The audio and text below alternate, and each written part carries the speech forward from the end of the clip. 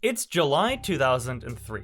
Two men are perched precariously on the top bunk of a cell in the Elmira Correctional Facility, a place so notorious, inmates call it Hellmira. They aren't digging a tunnel, they aren't sawing the bars, they are digging up. Directly above them is a ceiling of steel-reinforced concrete. They're using stolen tools, including the head of a 12-pound sledgehammer, to smash their way through it. The man doing the grinding is Timothy Vail. The man braced below, listening for the slightest sound of a guard's boot, is Timothy Morgan. Both are convicted murderers, and both are serving life sentences. For 5 months, they have chipped away at this impossible target. Every night, they risk being buried under the prison. The noise is deafening in the small cell, yet the guards hear nothing. The amount of debris is massive, yet the guards see nothing. They've hidden a massive hole in plain sight with a disguise so perfect, investigators would later call it ingenious. Tonight, they are breaking through. They are hours away from achieving the first successful escape from inside Elmira's walls in decades. But their meticulous plan has one fatal flaw.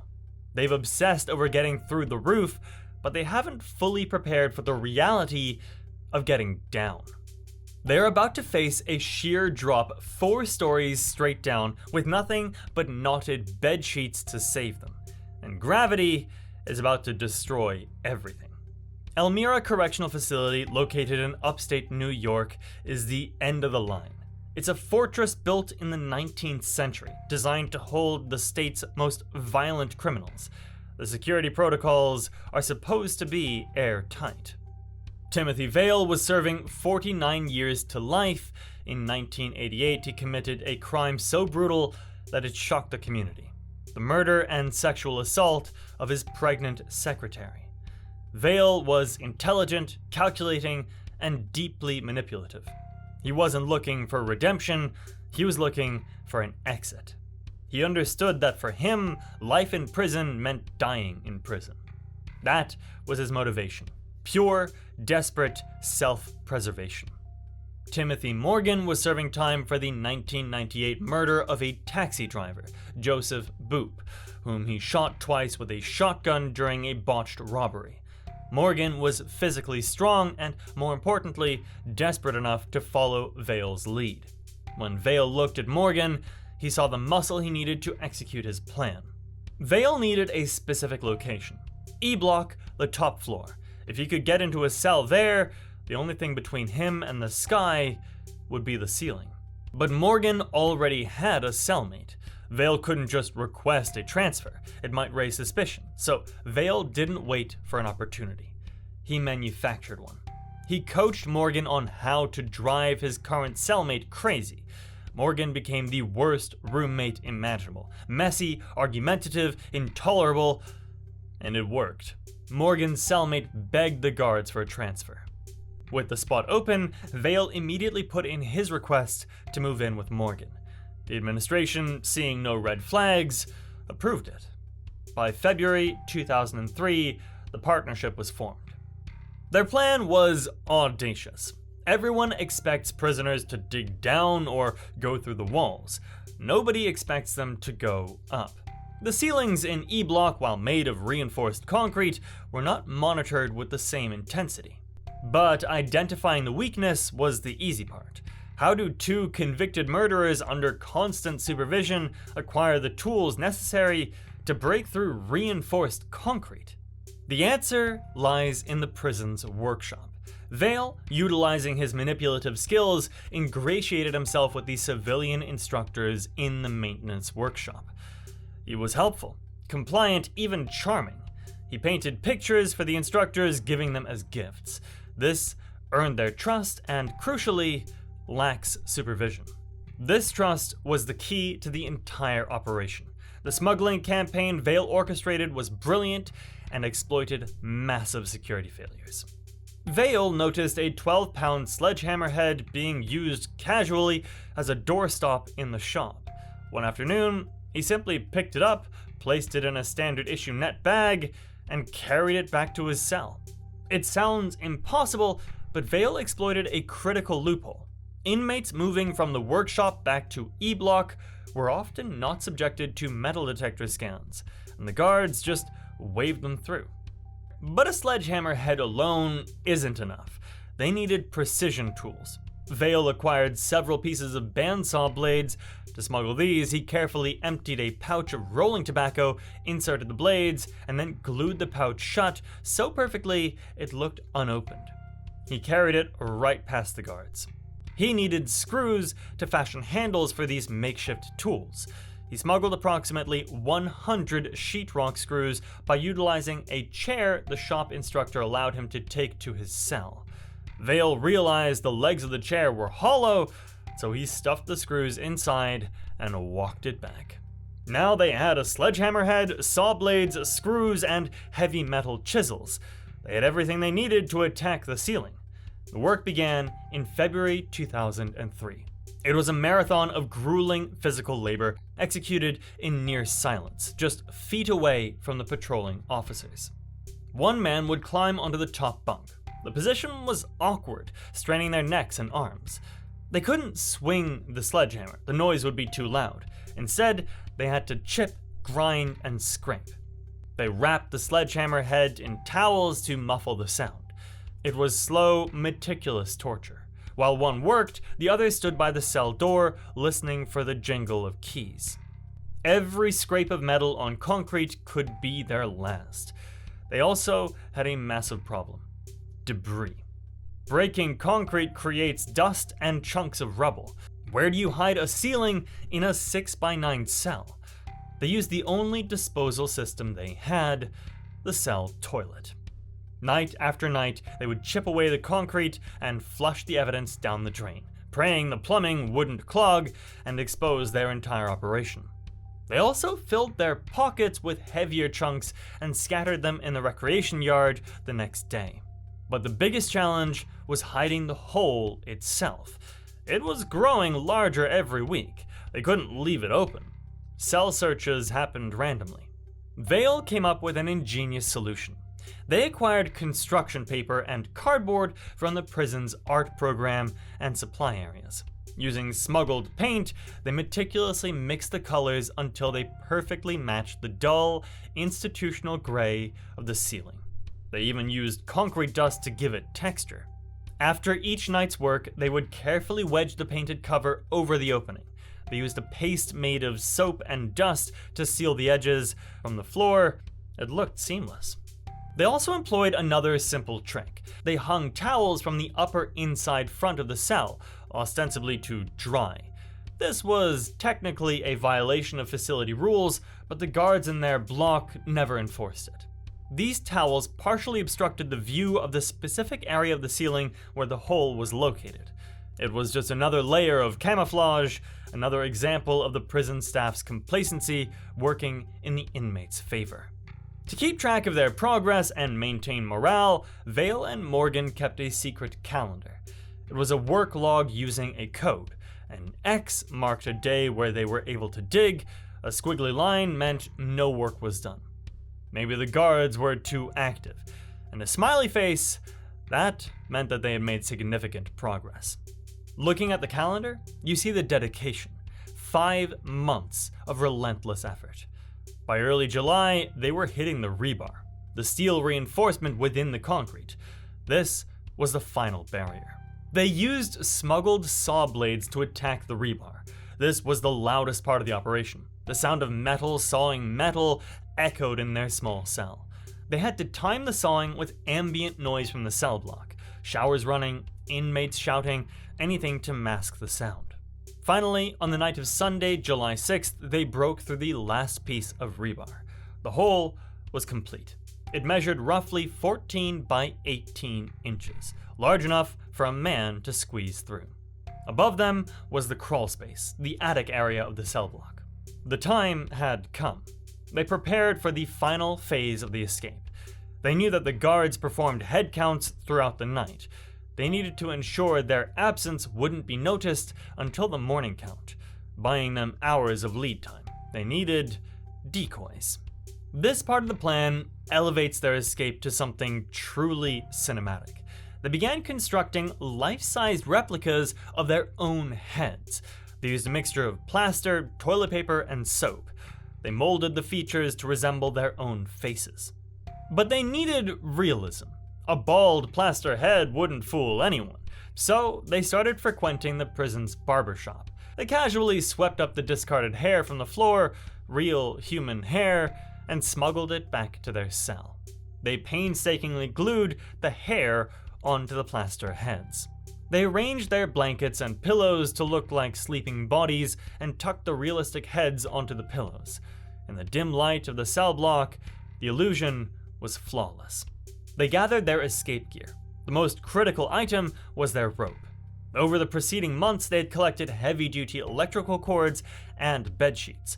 They braided them together, creating a thick, strong rope approximately 50 feet long. In the early hours of July 7th, 2003, 2:30 a.m. count cleared. The block was quiet. Vail and Morgan made their move. They removed the painted cover from the hole for the last time. Vail went first. He hoisted himself up through the jagged opening, shoulders scraping against the rough edges. He was in the attic. Morgan followed quickly behind, passing up their supplies. They were now above the cells, in a dark, dusty crawlspace. It was cramped and hot, filled with pipes and ventilation ducts. They crawled through the darkness, moving slowly, navigating the maze toward the access point to the roof. They found a ventilation shaft. It was another barrier, a metal grate. Using their tools, they cut through the grating. The sound seemed deafening in the silence of the night, but they finally broke through. They emerged onto the roof of the Elmira Correctional Facility. The night air hit them. It was the first time in years that they had been outside without shackles. The guard towers scanned the perimeters, but their focus was outward, not directly above the cell block. They had made it out of the secure confinement area, but now they faced the most dangerous part of the escape, the prison wall. Elmira is built like a fortress. The wall they needed to descend was nearly 40 feet high, 4 stories, a sheer drop. This was the moment where meticulous planning met brutal reality. They secured their makeshift rope to a sturdy pipe fixture on the roof. They tested it, and it seemed strong enough. They looked over the edge. It was a long way down. Vail, the mastermind, the man who had orchestrated every detail for 5 months, went first. He wrapped the cord and sheets around his hands and began the descent. Rappelling the makeshift rope was incredibly difficult. The material scratches, it's slippery, it burned the hands. Vail was moving quickly, desperately trying to reach the ground. He was halfway down the wall when the unimaginable happened. He lost his grip. Vail plummeted the remaining 20 feet, crashing hard onto the ground below. The impact was devastating. He didn't just sprain an ankle, he shattered his legs and fractured several vertebrae in his back. The pain was immediate and overwhelming. He couldn't stand, and he couldn't run. Morgan was still on the roof. He watched his partner fall, and panic must have set in. He had 2 choices: stand on the roof and get captured, or try to climb down and save the escape. Morgan didn't hesitate. He grabbed the rope and began his descent. He moved more cautiously than Vail, and he managed to reach the ground safely, though he landed hard. He rushed to Vail. The situation was catastrophic. Vail was immobilized. The core requirement of any prison escape is the ability to move quickly away from the prison.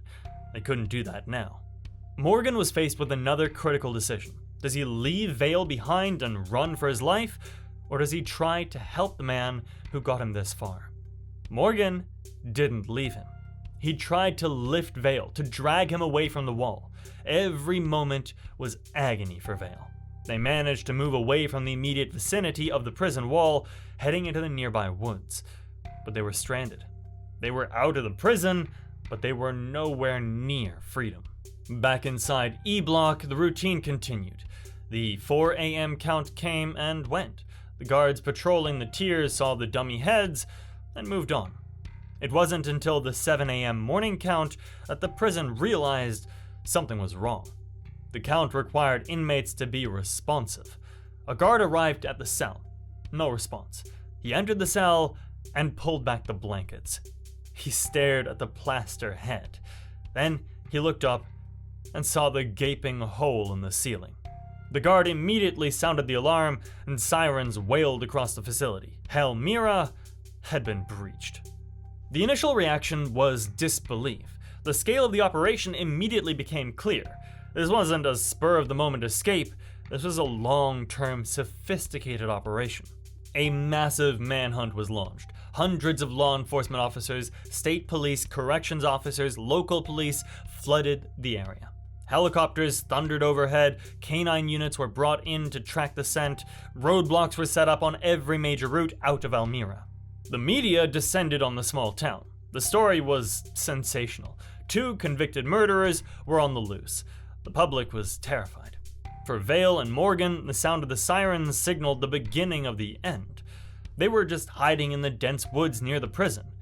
Vail was in agony, unable to move. Morgan was trapped by his injured accomplice.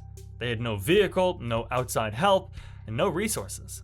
They had invested everything in getting over the wall, and the failure to execute the descent had doomed them. They were hungry, exhausted, and rapidly deteriorating. Vail was succumbing to his wounds. The manhunt continued relentlessly for nearly 48 hours. The authorities systematically searched the area grid by grid. On the evening of Tuesday, July 8th, they realized they had to act. Their only hope was to steal a vehicle and get out of the area. They emerged from the woods near the town of Horseheads, just a few miles from Elmira. They spotted a van parked at a nearby trucking company. They broke into the van and managed to get it started. Morgan helped the severely injured Vail into the passenger seat and took the wheel. But their luck had run out. The stolen van was quickly reported to the police. A short time later, a state trooper spotted the vehicle near a supermarket. The police converged on the area. They moved in cautiously. The van was surrounded. They were cornered. There was no fight, no dramatic standoff. The 2 men surrendered immediately. Vail was too injured to move. Morgan was exhausted. The audacious escape that took 5 months of planning ended just a few miles from the prison walls. The aftermath of the escape sent shockwaves through the New York State Department of Correctional Services. How could 2 maximum security inmates acquire such tools and break through a reinforced concrete ceiling without anyone noticing? An extensive investigation was launched, and the findings were embarrassing for the prison administration. The report highlighted a culture of lax oversight and complacency among the staff at Elmira. The investigation detailed the failures at every level. The failure to search inmates returning from workshops, the lack of metal detectors at key routes, the failure of guards to enforce basic rules, like the prohibition of hanging towels that obstructed the view of the cell, the failure to notice the prolonged noise and activity. One corrections officer later admitted that the ceiling camouflage was so good you couldn't tell it was fake unless you physically touched it.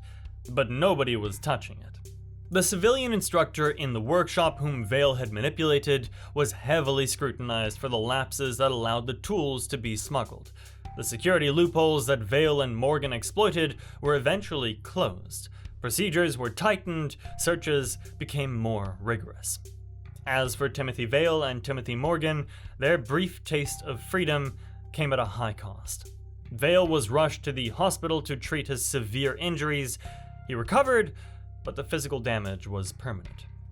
They were charged with escape, adding another 3.5 to 7 years to their already massive life sentences. It was symbolic. They were never getting out anyway. They were immediately separated and transferred to different, even more secure facilities. They were labeled as high-risk escapees and placed in solitary confinement, a prison within a prison, locked down 23 hours a day. Timothy Vail, the mastermind, realized his gamble had failed spectacularly. He had proven that escape from Hellmira was possible, but his own body and the unforgiving force of gravity had betrayed him at the final moment. If you enjoyed this Prison Break case, check out the channel. There you'll find many great stories just like this one. If you like what you see, please subscribe. I'd be very grateful, and I'll catch you next time.